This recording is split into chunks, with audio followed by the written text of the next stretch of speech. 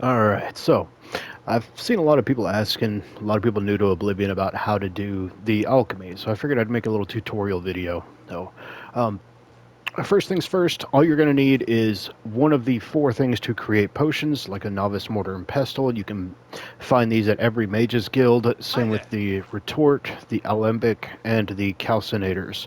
I'll show you what they look like in your inventory, and they look the same in the actual world. Let's see here. Oh, that's right. I've got my expert ones up here.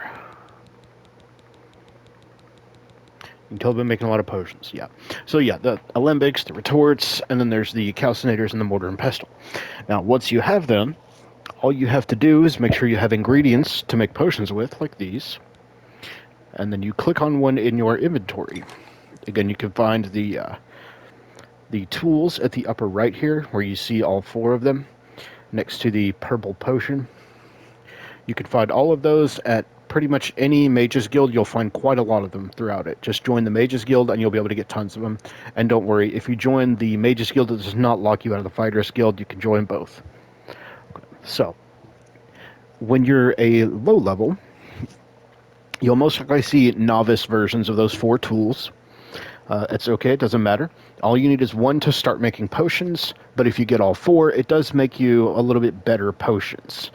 Longer effects, better effects, etc. So, when you're a novice at alchemy, which is up to level 24, then you'll see the first ingredient, like at the bottom left of the screen.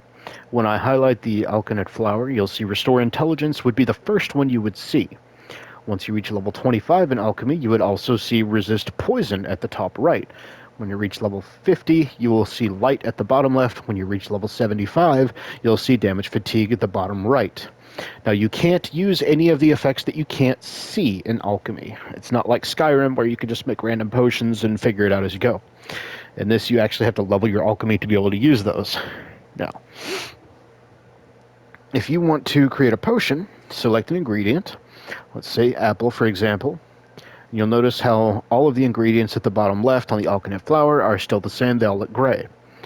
You see how damage luck at the upper right, or at the bottom left there under the arrow root, you see damage luck is blue. That means that it matches the apple, which means if I select that, it will make a damage luck potion. You can see on the lower right it says damage luck. Now by default, you're going to have to select at least two ingredients with matching abilities to make a potion. And if you make a potion with negative effects, like burden, damage luck, damage whatever, if it says damage on self, don't worry about it. It just says that. It's damage on self for whoever the self is that imbibes it. By default, if it has negative effects only, it will always be a poison, which means you can select it in your inventory to apply it to whatever weapon you have equipped. Now, if you put any positive effects on it at all, it will not be a poison. It will become a potion, meaning you cannot use it as a poison. So make sure you watch which effects you're putting on a potion. For example, you can see that burden's selected right here. Here's a perfect example. Restore fatigue, fortify willpower, and damage luck. If I select the cheese wheel, that means that this damage luck potion will no longer be a poison. It will become a consumable potion for you to drink rather than to apply to a weapon. And it would damage your own luck. You have to be careful with that, because if you damage your stats, like luck, strength, endurance, intelligence, etc., it damages the actual stat, which has an effect that lingers until you actually restore the stat. For example, you see how this one has restore agility. If you drank a potion that had damage agility or got a disease that had it, then you would need to cure the disease, and you may need to also restore your agility after you can cure yourself. So, that's the gist of how potion making works. Now you'll see that if I select both of these, that means that I can select any other item that has any of the abilities that either one of these have. So if I select something with damage health, it doesn't have to be on both arrowroot and apple, it only has to be on one. And if I select fortify strength, it's only got to be on the arrowroot, it doesn't have to be on the apple, and it will add the effects. So see, there we go. That adds damage health. And now I can add a fourth ingredient. Let's see, what does this all have? Damage willpower and damage agility. I could add either one of those. I could also add burden. Okay. If I select this, then There you go. Because all those abilities match, all those are added to the potion.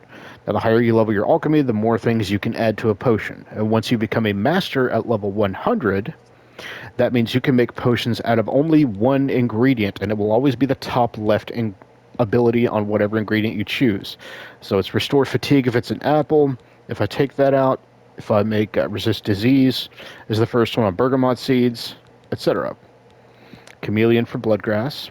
So once you become a master, once you become a master, alchemy really, really takes off in both its value and its functionality. It's already one of the best ways to make money throughout the game, because your ingredients, let's say you put heavy ingredients in that weigh like 2 pounds a piece. The heaviest potion you'll make is typically like 1 pound. Most potions are only going to be like 0.1, 0.2 that you craft, whereas the ones that you buy are 0.5. They're all half a pound. So it ends up taking up a lot more weight to lug around potions that you buy, and it ends up taking a lot of your money to buy them and keep them in stock if you're not playing on an easy difficulty. Or just power leveling restoration, which is not easy to do early game. That's the gist of how to craft. And to give you kind of an example of the value of the potions, I buy a lot of my ingredients here. If you have any questions about the merchandise, you've but to ask. I'll show you where this store is. It's in the Imperial City. Let's do business. All right, so yeah, if I were to sell my potions, let's see, those aren't ones I've made. The ones I've made the Silence one, that's 27 gold a pop. Then you see I've made tons of these. These are all 25 gold a pop. I don't actually need this many, so I'm just going to sell all of those for 600 gold. And that's a good way to level your mercantile. For example, when you use the speechcraft portion, you can get their favor up on you, and their disposition rather, right here, when you try to haggle, goes up the more you do business with them. And the higher your speechcraft and mercantile, the more you can get their disposition up, and the higher you can get this value bar to the right, which means you'll be buying items cheaper and selling items higher. Thank you for your patronage. Goodbye. You can see very quickly how that can become very valuable. I've made about 20k today, and I've already bought quite a lot of things, like upgrades to my alchemy equipment, things of that nature. And this is the main ingredient, is the name of this shop. That's my typical shop of choice. You can also typically get ingredients from any of the feed bags that you can see like seeds in. Sometimes they'll be in sacks, sometimes they'll be in crates, sometimes they'll be in barrels. But if you see a barrel with one of these rope handles, you'll always find food in it. Except right now, of course, it's going to make me a liar. But that's probably because I already looted that barrel once before. Yeah, see, there you go. This is usually what's in the ones with the rope handles. You'll get food like this. Yep, there, food. Oop, only got one of those. There we go. Now, any of the generic shops, like, for example, this is the feed bag. It's definitely going to have food. Any of the generic shops, like Good as New Merchandise, might have some ingredients. Three Brothers Trade Goods, one of the Three Brothers may have some. Anything that's not like, shields, weaponry, armor, etc. For example, this is armor. It's not going to have them. The Gilded Carafe will, because it's kind of a miscellaneous type of store. I actually just shopped here recently. I don't know if she's refreshed her stock just yet, as it was actually earlier this day, I think. Have a look at my wares. Yeah, she hasn't restocked just yet. To suit you. Yeah, she still has everything I sold to her right now. And you'll see at the top right, she has 1,200 coins. Now, in Skyrim, that value would go down as you sell things. It doesn't work that way in Oblivion. That just means you can't sell anything for more than that at one time. So you can sell up to $1,200 worth of items, or one item worth up to $1,200 to her. And then you have to make another transaction, but she doesn't actually run out of money. Here's a perfect example. This is what the actual alchemy things look like. The alembic, there's the calcinator, and you've already seen the mortar and pestle. Let's see, is there one in here? There's another alembic. There's a retort. I want that Nern root, but I'm not going to take it right now. I don't think she has a mortar and pestle in here, but yeah, you already saw one of those at the first shop. That's the gist of alchemy. Now, if you want to apply them to your weapons, you can do this one of two ways. You can either go into your inventory, you can hit X on one, and then it will ask you to apply it to your weapon. I don't actually need to apply the poison right now, so I'm not going to. But if you do, then the next enemy you hit will take the effects of your poison. Now, if you want to make a bunch of a specific potion or poison, what I would recommend, for example, this one, you can hit, if you're on PlayStation, at the bottom of the screen you see Show Shortcuts. Click in the L3, that'll show your shortcuts. And then you can put your poisons right here. And let's say if you want to make sure you've got something for, you could do something for carry weight here. Or you could do like a healing potion. This has got a bit of everything. And then when you're actually out in the world, all you do is hold L1 on PlayStation. That activates your wheel. You just use the right joystick, select whichever one you want, and it will automatically use it when you let go of L1.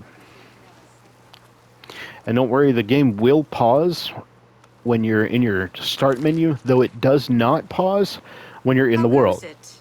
So if you have too many things to put on your quick wheel, don't worry, you can pause and actually go in. It's not like a Souls game. You're not going to get smacked while you're in your inventory.